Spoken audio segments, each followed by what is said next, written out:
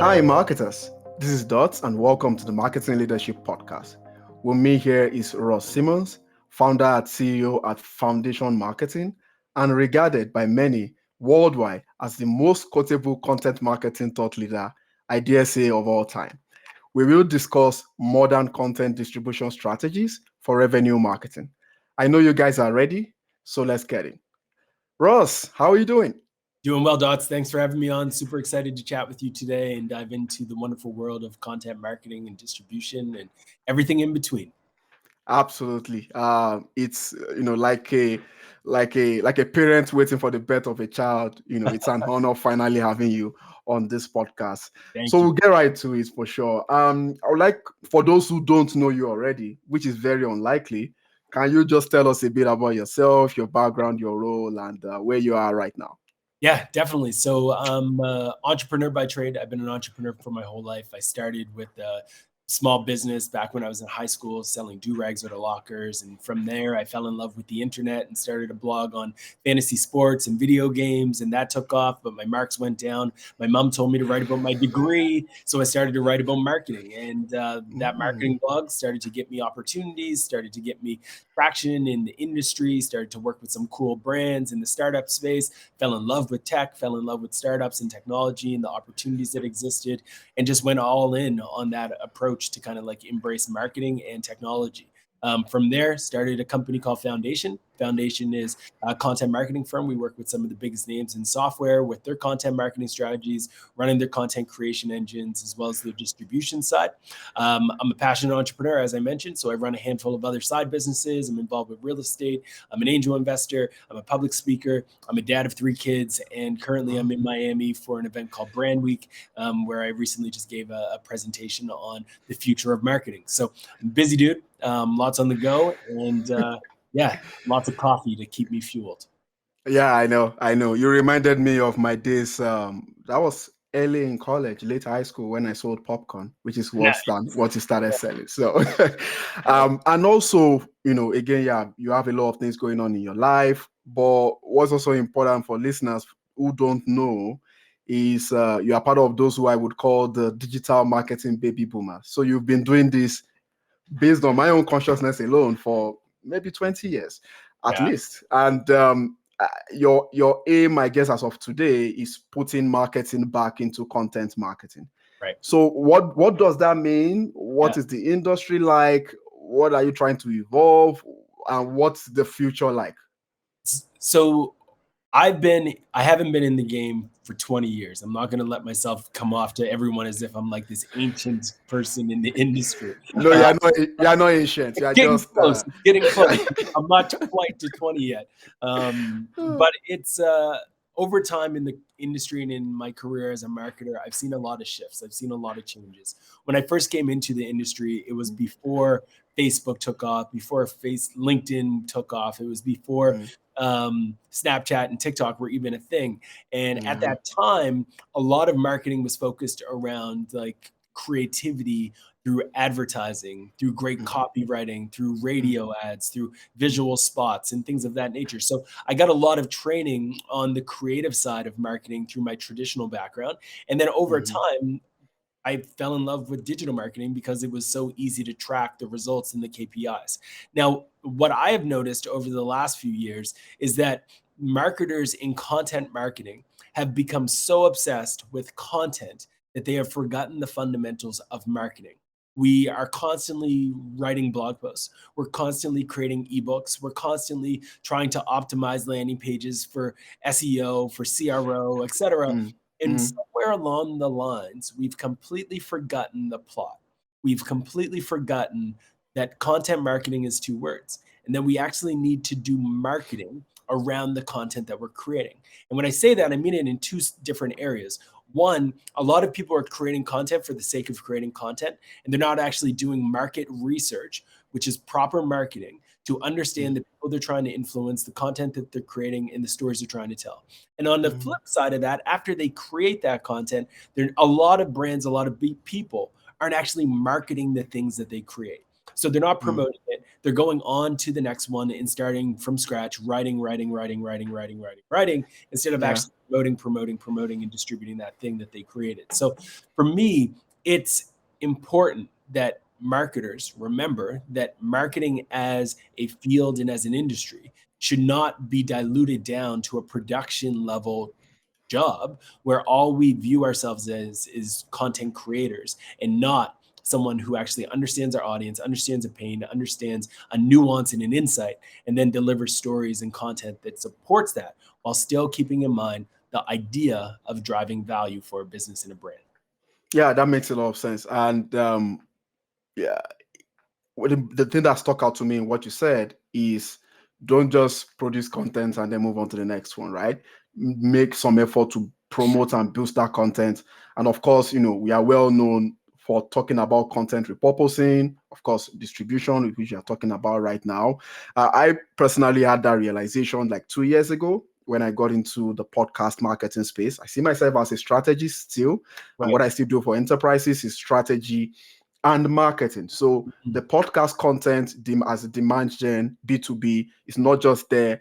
You have to, promote it to the target audience. So there is a lot of relevance and things like that. So, that feedback really resonates with me. What also resonates with me, which leads to the next question, is the need for strategy. Somebody out here in, he has an agency between Calgary and Saskatoon. He said it's marketing or branding or content is 75% strategy and 25% implementation, which is why strategy is very, very important and something you also alluded to. But I'd like to, dive deep into that strategic rabbit hole. Every guru like yourself has some sort of a playbook. And I know you've got like an end-to-end content marketing strategy and implementation playbook. At a high level, do you want to give us what that is? And, I would like some research-heavy aspects too, because I think a lot of marketers are lacking in this skill. Right. So when you start, you have to start by understanding your overall business goal. So for this scenario, because we're talking hypotheticals, let's go back to basics of business and say we want to generate sales, we want to generate revenue, and we want content to ultimately influence that. So if that's the hypothesis that we're working with, the next step that we need to do is figure out what we're going to do, who we're going to do it for, and where we're going to put those things. So it starts by doing what I would call content marketing research, which starts with identifying content user fit. The ultimate goal here is finding content user fit. So to find content user fit, you have to first identify the audience you're trying to connect with. So if you are trying to achieve success, let's look at existing customers for your product. If you're too early in your business where you don't actually have customers, let's look at your competition and look at their customers that they're using. Go to a site like G2, go to a site like Capterra if you're in software. You're actually going to study the job titles, the names, the companies, the size of those companies, and the types of organizations and people that are using a product. Development. Exactly. Once you've understood that, you can now start to see some parallels and connections. You can say a portion of our audience is managers, a portion of our audience is directors. Now you take that data and you're going to take it into a tool like SparkToro. You're going to take it into a tool like Audience with an S, and you're going to use these tools to give you qualitative insight around the types of channels that these people are spending time on. Are these people spending time reading certain newsletters? Are they following certain YouTubers? Are they in certain subreddits? Are they listening to different podcasts? What type of content are they looking at? Once you can identify these different things, you then want to also understand what social media channels they're spending time on. Are the vast majority of them on LinkedIn? Are they on X? Are they on TikTok? Are they on Reddit? Are they on Quora? Where are they spending time? Once you do this, you now have clarity into channel user fit. These channels are where your ideal users are spending time. Now you go into these channels and you start to look for content market fit. What does that mean? It means you're trying to figure out what content these users love on these channels. So you're going into a LinkedIn, for example, you're going to go to a hashtag that is highly relevant to your niche and to your audience. You're going to go through that hashtag and you're going to look at what were the most engaging, top of mind posts that people connected with. You're going to go to one of those blogs that showed up in your earlier research. plug their URL into a website like BuzzSumo, which is going to give you within the matter of seconds the top post that website published and all of the shares that it generated on LinkedIn. Now you should be able to quickly see the best pieces of content that your audience cared about in these different channels. Now you have clarity on the types of content you should create, the channels that you want to spend time on, and you now know a lot about your audience. So it now becomes simple. You now need to create content that falls into that bucket of a theme or an approach that aligns with that channel, give it back to your audience, and do that regularly, and that's how you win. So that's a high level, quick, less than 2 minutes, 3 minutes rundown on how to run a strategy, and that's how it's done. No. That's I love it. It's not it's yes, it's high level, but it's as detailed as it can be. So if you're listening, I think you're probably taking notes. Feel free to, shift the player button there. But yeah, it's I love the way you've also broken down the strategy and brought in some of the different tools and things like that.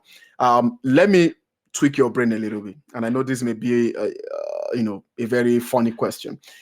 In terms of marketing vertical, so you've done all this great stuff, and you've got your let's just use the mother word, product market fit, which is also something I'm very interested in.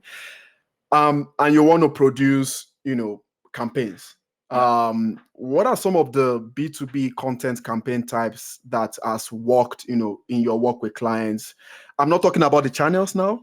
I'm talking about initiatives, as it were, that is able to communicate the job to be done, and maybe you've got the size of the audience based on all the things you've said earlier. What are some of those verticals that you've seen that have done very well? Again, full disclosure on behalf of Ross, this is not a silver bullet podcast. It depends on your situation, but tell us some stories from your experience. Yeah. So what I have seen is that there's a few different types of content that always tend to work depending on the goal that you have at play. So let's say you have the goal of driving social engagement. You're looking to build likes, comments, shares, buzz, traction, etc. I believe in this concept of the 4 E's. The format doesn't matter. If you're good at writing content, create written content.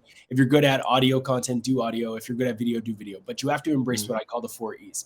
That is educational content, engaging content, entertaining content, or empowering content.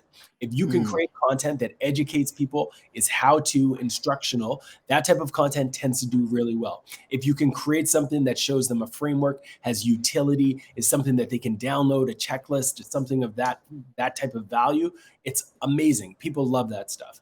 Engaging content is content that stirs up a dialogue. So if you can put up a post on social that actually asks a question, for example, I'll often put up content on LinkedIn or Twitter, and I'll say something like, these are the 10 biggest myths in content marketing.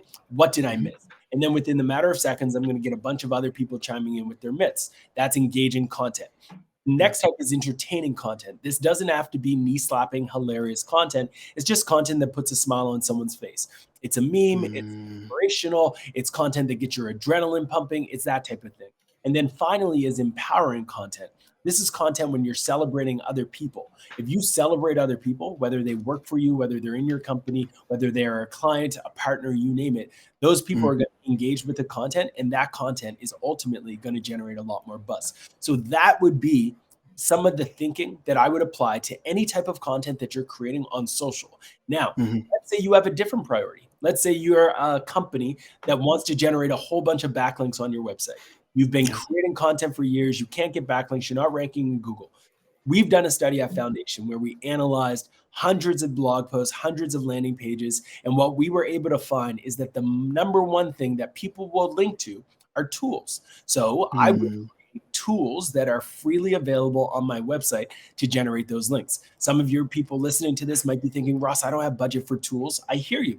Tools are not cheap. You have to actually bring in a developer, an engineer. Maybe you can hack something together yourself, but they're typically not a light lift to make happen. There are other types of content that also get a ton of backlinks. Roundups of stats. So if you can collect a bunch of stats on a specific topic in your space, in your niche, those pieces tend to get a lot of links because journalists who are writing pieces are always looking for stats on certain topics, and they'll start linking. The second one is proprietary research. So if you can create research on a regular basis that is the state of your industry, the state of a topic, and you can publish that data, it will get backlinks like wildfire. So those are essentially the way, they're not all, but those are of course, that you can think of content, and a couple templates, tactics, and types that you can embrace to really get results in those two categories. Yeah, I agree. And that seems to be the trend, especially for B2C. So if it's relevant for you and you're listening, maybe you want to tap into that. Now, let's look at a different aspect of all this, which is the mix of data and creativity. You have mentioned a couple of, I guess, signals or things around that, but just to get more of your thoughts on that. And that is basically using, the power of data and creativity to serve B2B brand campaign, to serve B2B content campaign. And that brings me to the topic of repurposing. When it comes to that subject, you are probably like number one in the world right now. So it's an opportunity to get your thoughts on that. What are some of the best practices to keep in mind when repurposing content formats, so that they are as efficient as possible? The question is not necessarily about what kinds of formats, because that's probably easy through a Google search, but what are some of the things to keep in mind when repurposing content? So if you embrace that idea that I gave around the 4 E's, educational, engaging, entertaining, and empowering, and you're creating pieces of content that you believe are worth sharing because they fundamentally fall into one of those categories, you've got a piece of content that is worth repurposing. That's step one. Once you have that, check. The next step that you want to do is you actually have to start to listen, if it's a video or a podcast, to identify the key moments where things felt educational, where the person that is talking could have dropped the mic at the end of that thing that they said, and everybody would have clapped. Everybody would have pressed rewind. Everybody would have wanted to hear it one more time. If you can find these key moments and you can chop them up and start to repurpose them, you can unlock content marketing gold. The biggest mistake that I see people make is that they don't realize that there is an element of taste that is required to actually be able to pick up those key moments where you should crop and cut a video. And what you want to look for in those moments when you are finding a point where you need to cut that video or crop that video is excitement in the person who's talking's voice. You want to look for moments where they share something super tactical, or maybe they leave a cliffhanger that makes people want to watch the rest of this podcast, listen to the rest of this webinar, and come back for more. If you can find those moments and you can repurpose them regularly, your social content engine is just going to run extremely smoothly. Now, some people were probably listening and they're saying, but Ross, I don't have any video, I don't have any audio. Okay, let's think about written content. In written content, the same opportunities exist. As long as you're creating pieces of content that are educational, engaging, entertaining, or empowering, there's very likely elements within that asset that you created that can live as a standalone item.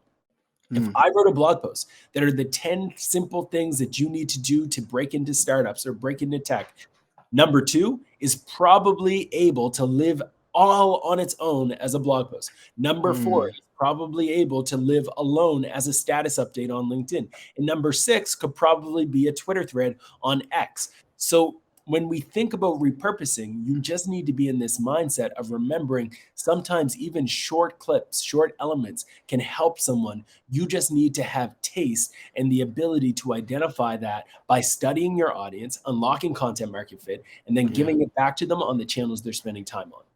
Yeah, that makes a lot of sense. 3 comments. Number 1, you said Twitter thread on X. I thought that was very cool. The second thing is I am praying to God right now. And if you're listening, please share this podcast, share the episode everywhere, that the podcast meets all the 4 E's. Now I have a dream, I have a target. The third thing really is all of the things that you've mentioned. And I think just to add to that is having a very strategic mindset. I think, or creative mindset, a blend of both, right? If you've executed all these processes that have been discussed so far, sometimes, you get this intuitive, decision-making signals that gets you to hit the spot as best as you can. It cannot be perfect, of course, but if you follow the guys that Ross is mentioning, it's very important. It will be easy for you to be able to spot a lot of those opportunities. You keep an open mind, you spot those opportunities, you act on them, you track them, you don't sleep on the tracking. I don't know if that we might have the opportunity to touch that, but you're able to just be in that mind, in that ecosystem, in that mindset of connecting the dots, pun intended, and trying to distribute the content and repurpose as well as you should. There is a different technical question I want to ask here, which is still around the strategies. And that is what is going on in the world right now, and in terms of tech, and that is changing the outlook for SEO and SEM. And my question is SEO and SEM declining? Right. Like, we are getting into clickless or zero click, whatever that is called, whether it's B2B or B2C. Right. Getting info from unconventional sources. You mentioned a couple of those in the strategy. And what do you think is going on here? Where should we put our is there a certainty to what is going on, or where should we focus on? It's a good question. I think you have to look at the past to increase your ability to predict the future. And in the past, we have seen time and time again, different technologies change the way that we operate online. We've seen businesses come in that change the way that we interact with one another, the way that we connect with one another, the ways in which we tell stories, blah, blah, blah, blah, blah. It's happened every year for like the last 15 years. So when people start to say SEO is going away, SEM is going away, you also have to think about the magnitude in which those channels as opportunities would have to decline to have a substantial impact on the industry at large. And I think when you look at the vast majority of people and you look at the vast majority of internet traffic, it's still all going through Google. It's still all going through search. So yes, there is this rise of ChatGPT. Yes, there is this rise of people using TikTok to get recipes and to find where they should stay and what they should do. These things are happening, no question about it. But as these things happen, you have to think about the total addressable market for search and human behavior online. And you have to think about the actual percentage that is being eaten by these channels. And I believe over the next 5 years, it's probably not going to be so substantial that we should say SEO is dead or SEM is dead. I don't think it's going to happen. I think it just is a time for us to start to diversify as marketers and think kind of like investors to say, I want to hedge my bets. I want to hedge my bets to say, because I'm starting to see that ChatGPT is starting to show up more and more, I need to try to optimize my website and the content that I'm producing. So when the LLM is scanning the internet and scraping content, that it's actually going to say that the best content marketer, when you ask ChatGPT, it's going to say Ross Simmonds. So how do I influence that? I need to do things that's going to make ChatGPT answer the way that I want to. So I'm going to create content that ultimately is going to influence that. I'm going to engage with PR campaigns to help influence that, all of those things. So long story getting a little bit longer, my recommendation to people in this space would be simple. If you are playing the long-term game, now is the great time to diversify your techniques. No question about it. But do not make the mistake of saying, oh, SEO is dead when you haven't even gotten started yet. And then you waste the next 5 years trying something that never serves you, recognizing that in 5 years, SEO could still very well be the most predominant destination for giving people a platform and a place to get to your website. So is change happening? No question. If you're in e-commerce and you're sleeping on Amazon search, you're making a big mistake. If you're in B2B and you're sleeping on LinkedIn as a channel to distribute your content, you're probably making a big mistake. There's no question that there are more channels that you should embrace now than ever before. But there's also no question that Google is still a giant when it comes to purchasing power and actually influencing the buyer. Yeah, that makes a lot of sense. And I guess just to add there, and I'd like to get your 30-second thought on that, is at the end of the day, human beings will not change, right? Behaviors might change. We might use tools like SparkToro to follow the customer, but human beings wouldn't change. So the basics of your content marketing in terms of relevance and content market fit should not change. Is that something you agree with? Yeah, I 100% agree. I think the end of the day, we're all humans. Humans are going to stay humans, and we're always going to be like, I think there's no question and there's no denying that humans always have loved stories, right? Like if you go back Yeah. to the early days of humanity and mankind, the one thing that connects us to past generations, to our ancestors, and to heritages that were literally around hundreds and hundreds of years ago are stories, and stories that have been passed down from generation to generation. That's fundamentally never going to change. It is not going to change anytime soon. Like stories will forever be told. Sure, the technology might have changed. Now we can talk on a video camera while I'm in one part of the country and you're in another. And back in the day, they might have needed hieroglyphics to communicate with people in the neighborhood, right? Like things Yeah. change, but stories are still at the fundamental core of how humans connect. And as long as that's the truth, the reality for marketers is simple. You still need to embrace good storytelling. You still need to embrace creativity. You still need to embrace psychology, and you still need to understand how to deliver value to your audience. Yeah, and you also need to diversify, if I will add that. Yeah, Ross, you've been a very amazing guest. We are not done yet. We are very close. But just appreciating you for all the great questions. appreciate it. And whenever we have interviews like this, we are always praying that the guests, whenever we ask a question, at least once, the guest will say a good question. So we got that. So we've already passed Well done. that mark. And if you're listening, it's the Marketing Leadership Podcast, and we are having the great Ross Simmonds here. We are trying something very quick, very new. We are asking you, if you're listening, please review this podcast. Whether it's a 5-star or a 1-star, it doesn't matter. Just No review. 1-star, no 1-star. No, no, I mean, I'm just trying to Don't keep it open real, that up. but If you have a 1-star, send them an email and give them some feedback, but don't give them a 1-star. So you just got that from Ross there, like, and I'll read a very quick sample review here. It's titled Top Notch. It says, "I am so glad I discovered this podcast. Does bring a wealth of marketing expertise to every conversation had on this show. The guests are equally fascinating and provide practical strategies for growth." So as you guys give these reviews, we'll be reading them, and just so you guys can also see what is going on there. Please, whether it's on Apple or Spotify, leave a review in there. Before we end and ask a few of the other questions, we want to take a very quick 20-second commercial break from our sponsor, and when we come back, we are going to put Ross through the Dots rapid fire. He's a very strong and busy and capable man. So let's see if he can withstand the fire. Stay tuned. We'll be right back.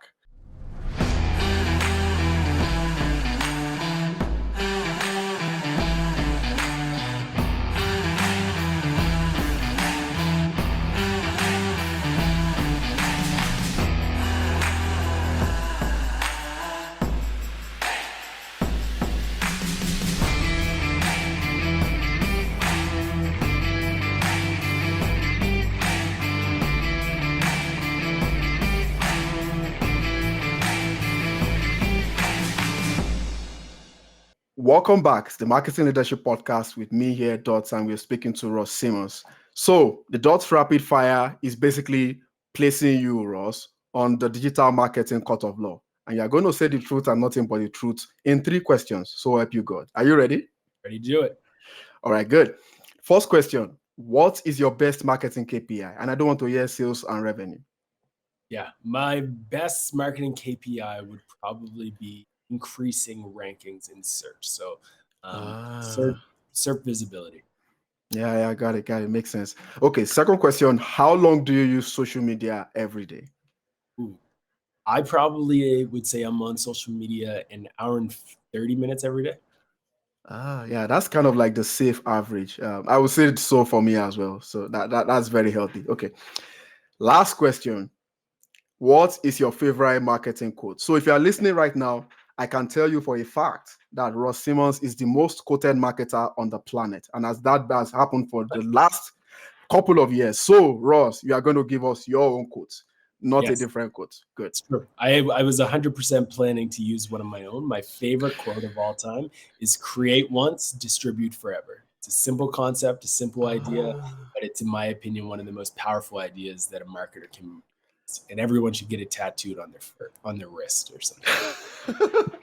I like that. Yeah, I completely agree with it, and it's a model I follow myself. Okay, but back into the episode here, we want to get into some of the measurement side of things, and for B2B, this subject has been all over the place. We have folks like Chris Walker and Cole talking about how people should review the analytics and distribution and marketing intelligence. That's what I was about to say.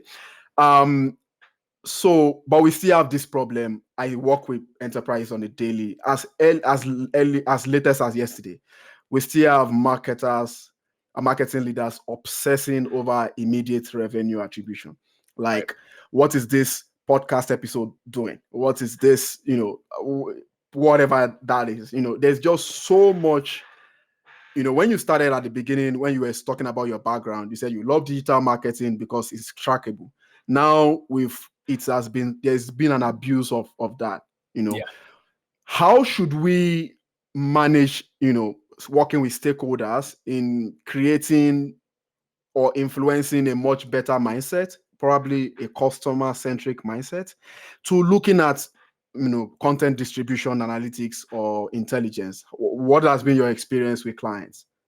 Yeah, I think everything is about different levels. So if you are under, let's say, 500K in your business and what you're generating in terms of revenue, stop worrying about the marketing metrics. Like, it doesn't matter at this point. All you need to worry about is getting customers, get more customers, do things that'll drive customers, try to get revenue, try to get your business growing, whatever it takes. Send more emails, write more emails, send more DMs, go. Everything that you measure should probably be a proactive metric rather than like a reactive metric. So I would focus on metrics that you control. How many emails am I sending a week? How many blog posts am I writing a month? How many tweets am I sharing every month? I would just measure myself. After a certain level of scale, then you start to think of other metrics.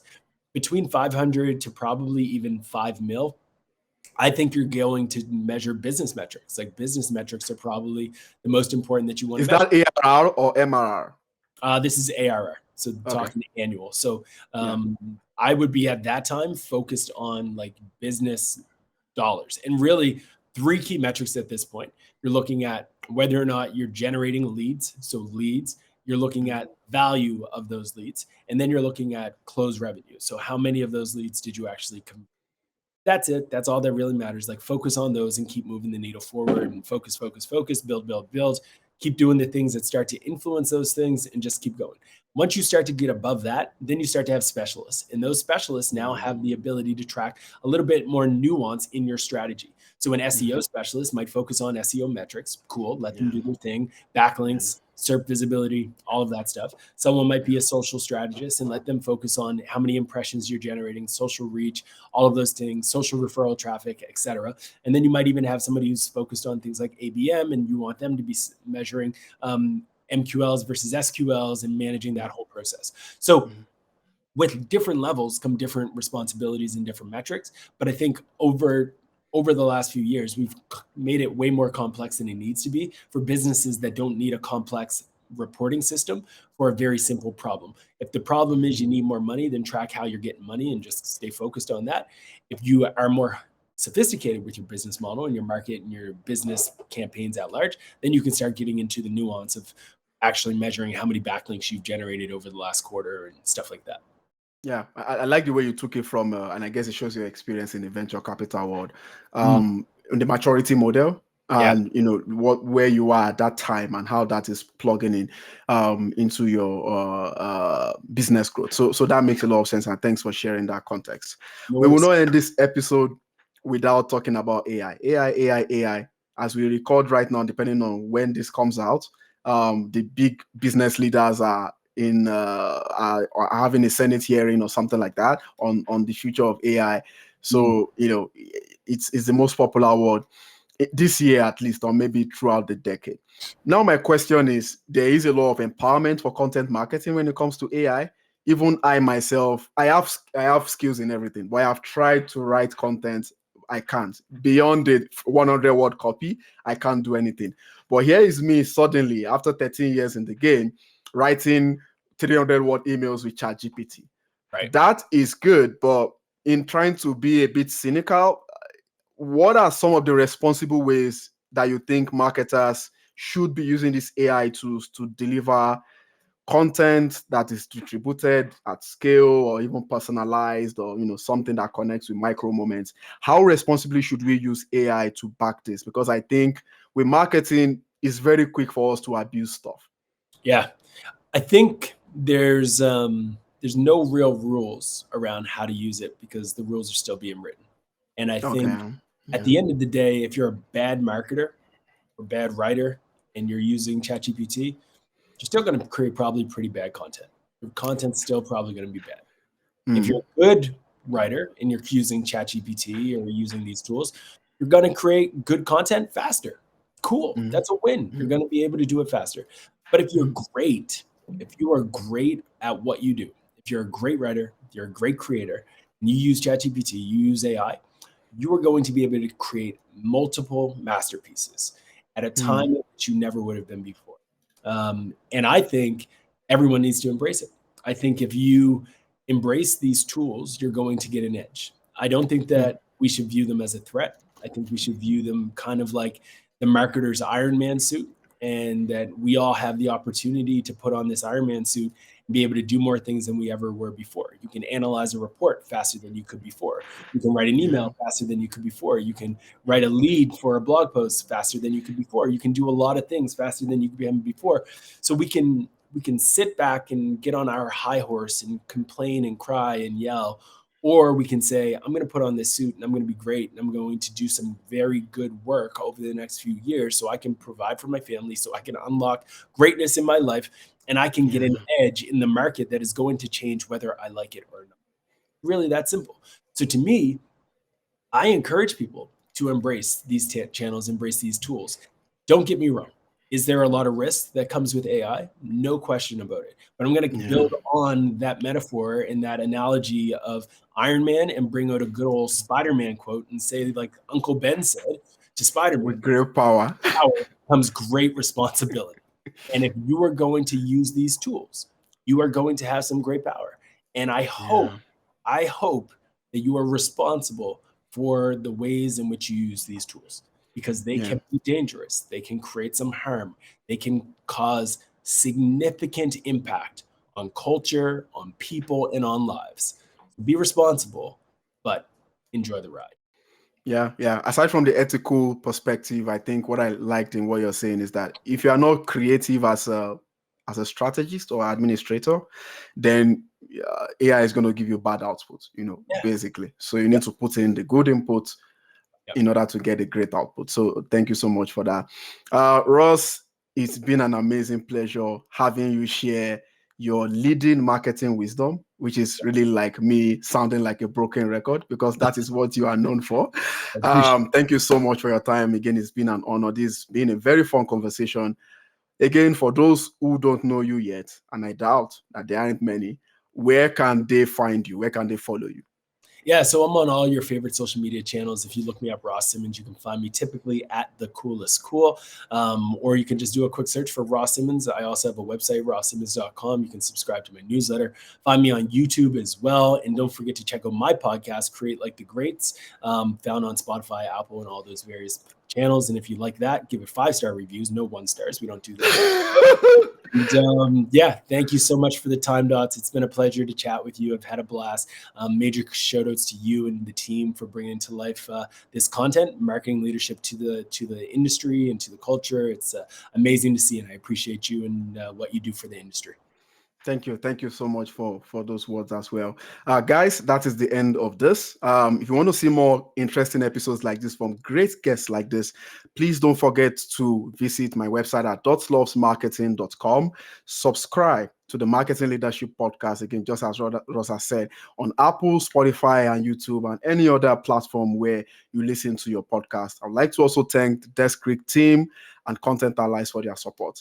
Till next episode, connect the dots. Thank you for listening to the Marketing Leadership Podcast, brought to you by Listen Network. There will be links to resources mentioned in today's show notes. If you enjoyed this episode, Please leave a 5-star review and be sure to subscribe so you never miss an episode.